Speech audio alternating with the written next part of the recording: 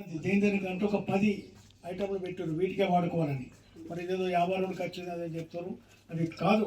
ఈ ఈ పనులు వాడుకోవాలని ఈ జీవో ఇచ్చారు, వీటి కొరకే ఇవి వాడుకుంటారు. మరి అండర్ గ్రౌండ్ డ్రైనేజ్ కానీ 50 రోడ్డు విషయంలో ఎమ్మెల్యే గారు ముఖ్యమంత్రి గారికి, మరి అలాగే సెంట్రల్ గవర్నమెంట్ కూడా నిధులు తీసుకురావడానికి అరవింద్ గారితో మాట్లాడుతున్నారు. ఒకటేంటంటే ఇక్కడ ఊకుంటే ప్రెస్ మీట్ నేను వీళ్ళతోటి సంజయ్ కుమార్ గారితో తిరగబట్టి మా పార్టీకి మద్దతు అప్పటికి జరుగుతున్న 8 నెలలు ఎప్పుడు కూడా ప్రెస్ మీట్ పెట్టాడు. ఆయన పనిచేసి చూపిస్తాడు.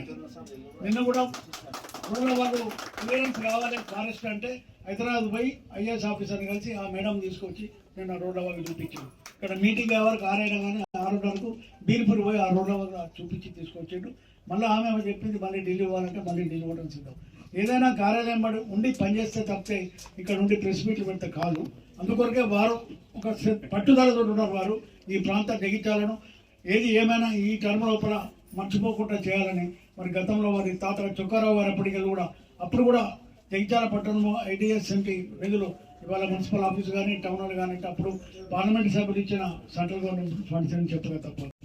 ఏది ఏమైనా పనిచేసే వాళ్ళని గుర్తించాలి. రేపు జరగబోయే స్థానిక సంస్థల ఎన్నికల్లో సంజయ్ కుమార్ గారు ఎవరిని బలపరిస్తే వారికి మనం మద్దతు చేసి, తప్పకుండా వారు కాంగ్రెస్ మద్దతు చేస్తున్నారు కాబట్టి కాంగ్రెస్ పార్టీ క్యాండిడేట్గా చెప్తాడు. కాంగ్రెస్ పార్టీని అందరినీ మనం గెలిపించి మళ్ళీ మున్సిపాలిటీ మీద జెండా ఎగరేసుకుంటే రేపు మళ్ళీ అభివృద్ధి పథంలో మనం ముందుకు పోతాము. గవర్నమెంట్ ఉంది కాబట్టి ఇంకా 3 సంవత్సరాలు గవర్నమెంట్ ఉంటుంది, 300 సంవత్సరాలు డెవలప్మెంట్ చేసుకోవడానికి అవకాశం ఉంటుంది. కాబట్టి దయచేసి పనిచేసే వాళ్ళని గుర్తించండి.